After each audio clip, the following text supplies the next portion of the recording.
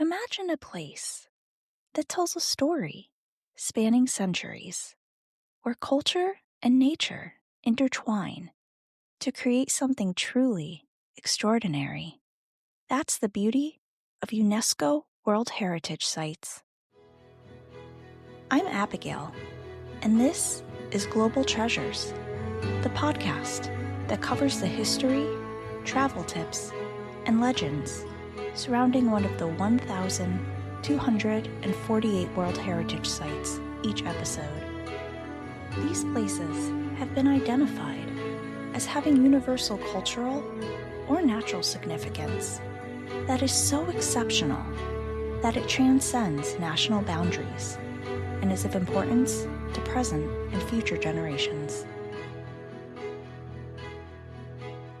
Welcome to Season 3, where we'll explore the 27 sites that UNESCO added in 1980 together.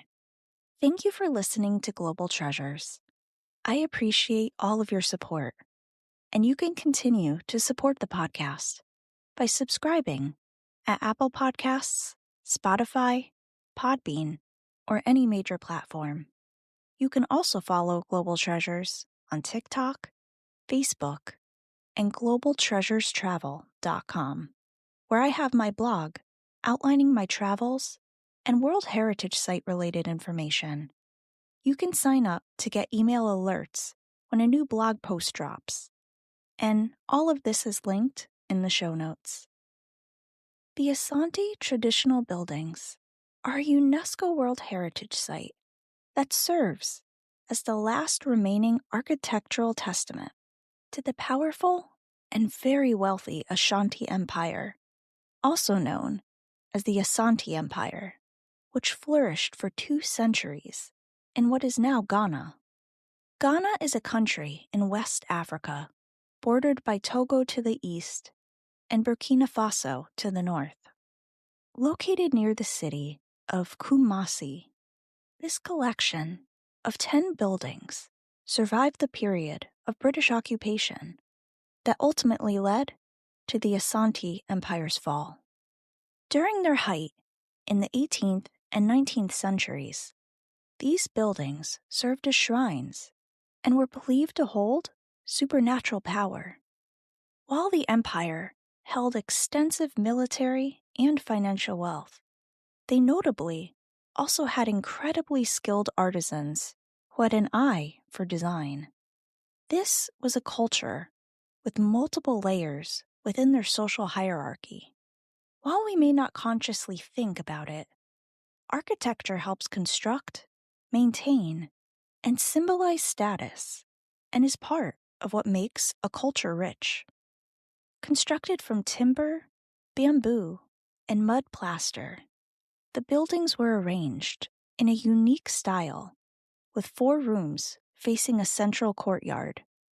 3 of these rooms were designated for rituals, while the 4th housed a shrine itself, where people would consult deities for advice, reflecting a rich spiritual heritage.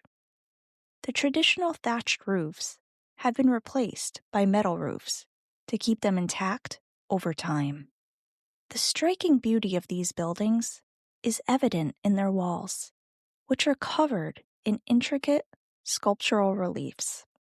These walls display patterns that look something like a weaving labyrinth, as well as visuals of animals, plants, and Adinkra symbols. These are unique motifs passed down through Asante culture that represent themes such as peace. I cannot emphasize enough the sheer skill and labor required to create these reliefs are truly a testament to the empire's architectural prowess. While many structures are unfortunately now incomplete, we can still admire the unique configuration of these buildings, which are honored and maintained because they're still used for important initiatives to this day. They serve as a means for the Asante people to stay connected to their ancestors and their spirituality. These buildings help preserve a heritage that was nearly lost when other significant structures, like the Royal Mausoleum, were destroyed by individuals such as Robert Baden-Powell. He was a lieutenant with the British Royal Army, who ironically would go on to found the Boy Scouts Association, which is known for positively impacting their local communities. While much of the Asante Empire's legacy was destroyed, this small grouping of just 10 mighty buildings has endured. These buildings are now the last material evidence of the once mighty empire, proudly serving as a link between the past and the present. Now that I've briefly covered the history, I'll review some tips and what to expect if you're planning on traveling to see the Asante traditional buildings. In order to travel to Ghana, depending on your country of origin, at the time of this recording, you must apply through the official website of the Ghana Immigration Service or the Ghana High Commission in your country to get a travel visa. This process requires you complete the online application form and provide supporting documents. This might be a valid passport, and make sure it has at least 6 months validity, proof of accommodation, a flight itinerary, proof you received a yellow fever vaccination, and potentially other documents as well. You'll want to fly into Prempeh International Airport. Know that unless you are coming from another country on the African continent, this will likely be a long flight. I was recently asked what I do to help myself sleep on long flights such as these, and if I have any tips or suggestions. Honestly, I'm not the best to answer that because I can't always sleep on airplanes. But following my usual bedtime routine is my best answer.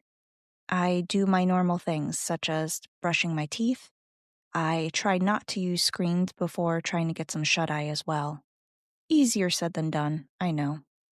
When packing, keep in mind that there are periods of heavy rainfall and lots of humidity, so having a raincoat may be wise.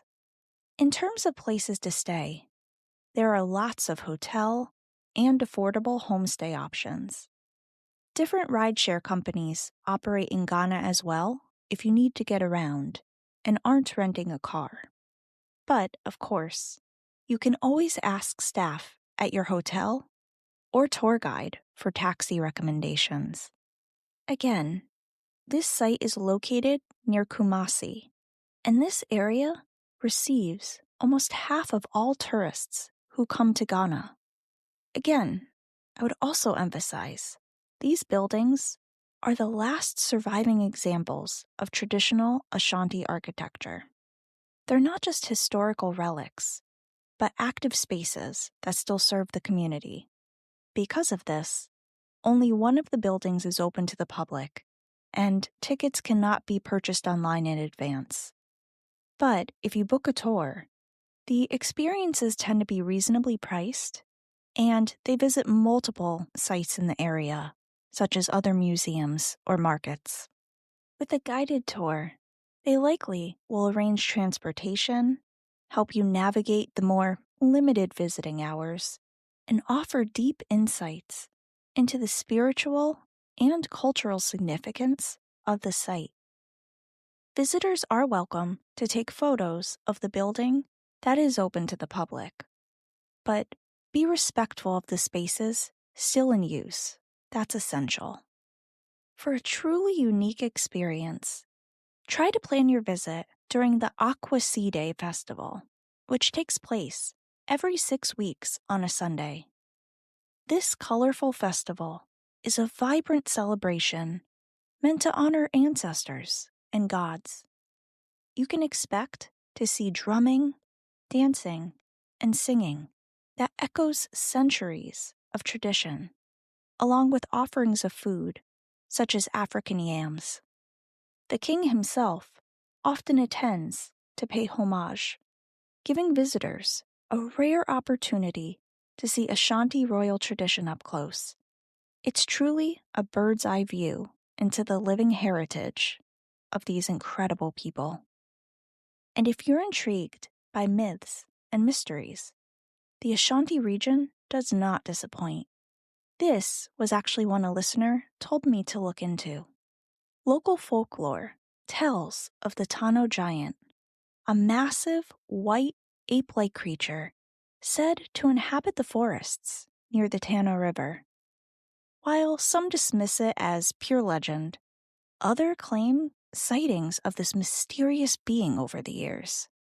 The story just adds another layer of mystique and fuels curiosity about what other secrets may be hiding. And of course, I'd be remiss if I didn't talk about the food. After exploring, take the time to enjoy the local food scene. Numerous restaurants serve jollof rice, one of West Africa's most beloved dishes. It's typically basmati rice, stewed with tomatoes, onions, and spices that create a subtle smokiness. It's the perfect way to end a day steeped in culture, history, and maybe even a touch of the paranormal. These striking, intricately decorated buildings are the last remaining testimony of this empire and its unique architecture.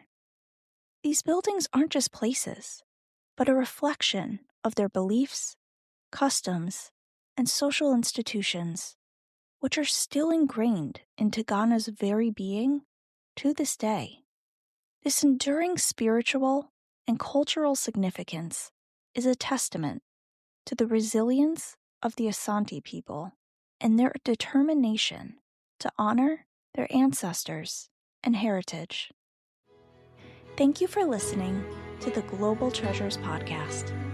Please join me next time, where I will dive into yet another new UNESCO World Heritage Site worth adding to your bucket list.